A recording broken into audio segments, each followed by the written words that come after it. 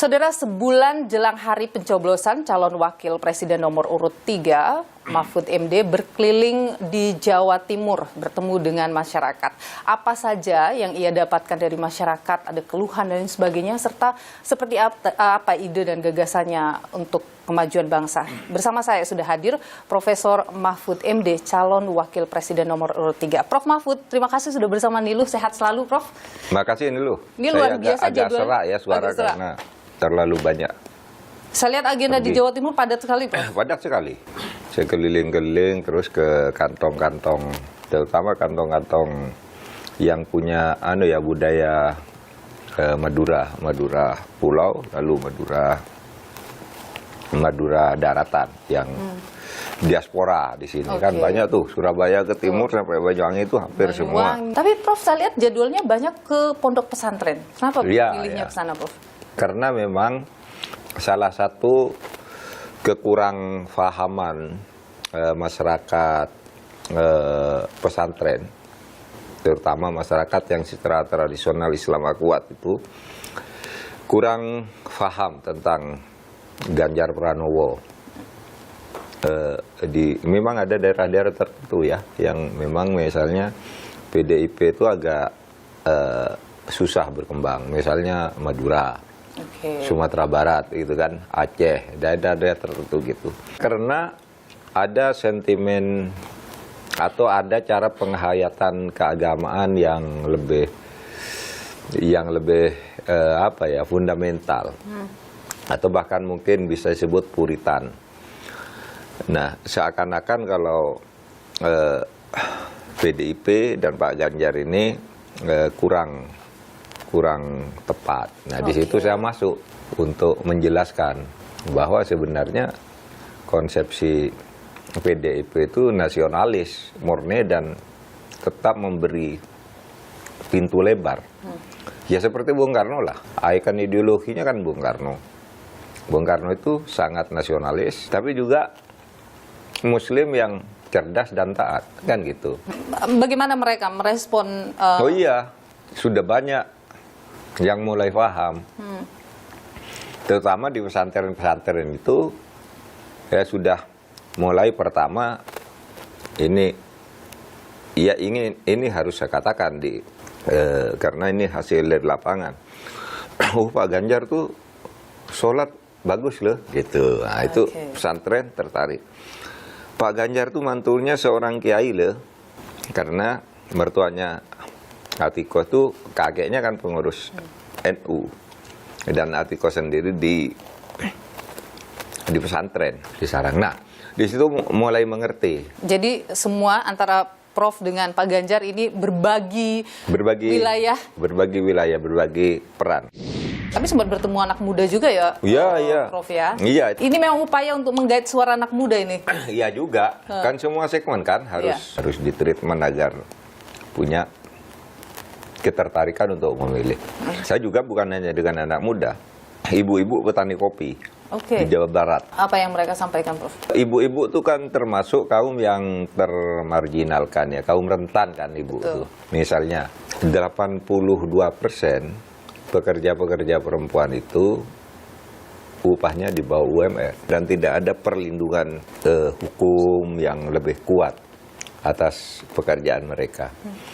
Nah, petani kopi itu juga minta begitu. Bagaimana agar dia penghasilannya juga cukup, kemudian diberikan peralatan-peralatan, bantuan, seperti halnya laki-laki kalau mau berusaha. Tapi apa yang diprogramkan untuk mereka? Misalnya ini Prof terpilih sebagai presiden dan wakil presiden bersama Pak Ganjar. Memberikan perlindungan, pembukaan lapangan kerja yang aksesnya sama antara laki-laki dan perempuan, dan kita buat aturannya seperti di negara-negara lain lah, kan ada perlindungan, ada aturan yang jelas bagi kaum ibu itu. Nah, di sini kan ada perhatikan kan, kita seakan-akan acuh ibu-ibu tuh ya ikut suaminya kan gitu kan, padahal mereka juga menjadi penopang ekonomi rumah tangga, UMKM itu kan banyak tenaga ibu-ibu. Jadi bicara soal peningkatan kesejahteraan masyarakat, bicara soal kesejahteraan untuk perempuan gitu ya, Prof ya? Iya, perempuan dan anak-anak juga. akses pendidikannya kan. Iya. Karena Iya. Prof bicara soal pendidikan, Prof. Saya ingin bicara soal pemerataan pendidikan.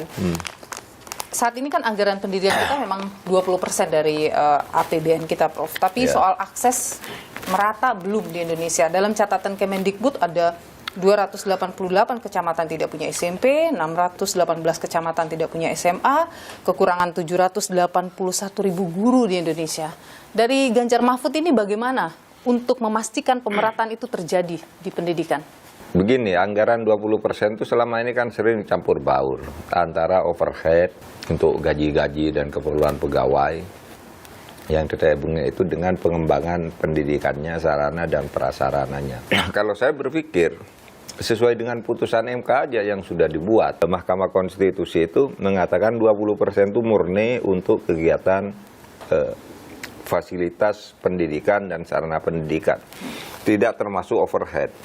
Sehingga sebenarnya 20% itu kalau sungguh-sungguh belum dicari-cari aja alasan agar terlihat 20%. Satu, overhead masuk di situ, biaya ini masuk itu.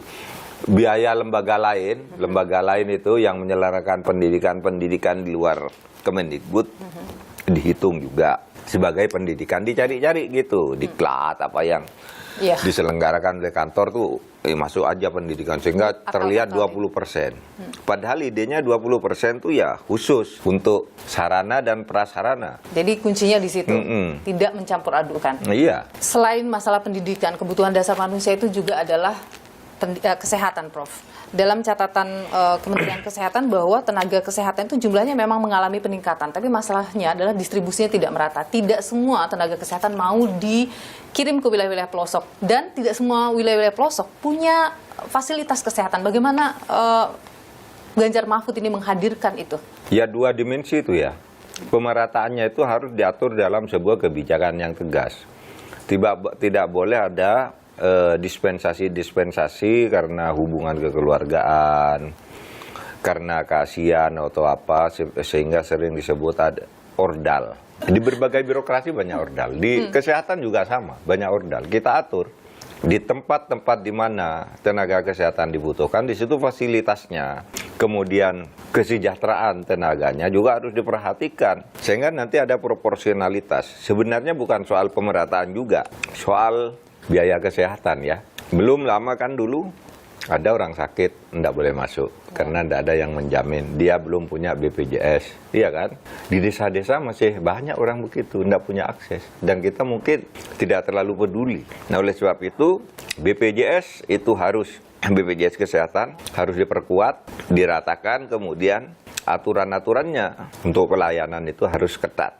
Tidak boleh ada penolakan pasien hanya karena tidak BPJS atau BPJS-nya belum dibayar. Pelayanan aja dulu. Iya. Urusan administrasi belakangan. Iya. Bisa itu dilakukan, Bro? Itu mimpi masyarakat Indonesia itu, Bro? Harus bisa. Jadi nanti negara yang harus menjamin. Dan kita sudah membuat instrumen itu, baik aturan maupun kelembagaannya. Tapi birokrasi kita itu tidak disiplin lah. Kalau istilah yang sesungguhnya, koruptif. Dari semua permasalahan kita, masalahnya muaranya ada di korupsi. Betul. Nah, bagaimana itu, Prof? Kita menghadirkan pemerintahan yang bersih dari korupsi? Bisa? Kalau menurut saya bisa. Itu pertama, bersihkan pejabat-pejabat itu dari ketersandaraan politik.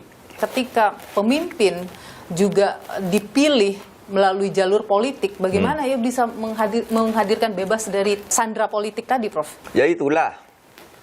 Jadi begini, pemilihan para pejabat itu ada dua sebenarnya. Satu, melalui campur tangan politik, itu merusak.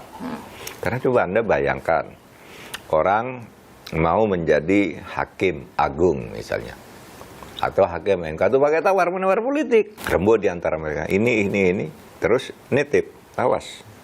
Kalau kamu menangani ini harus begini, dititipi kasus. Pejabat birokrasi di daerah-daerah misalnya, atau orang mau jadi pejabat, itu ada yang bayari.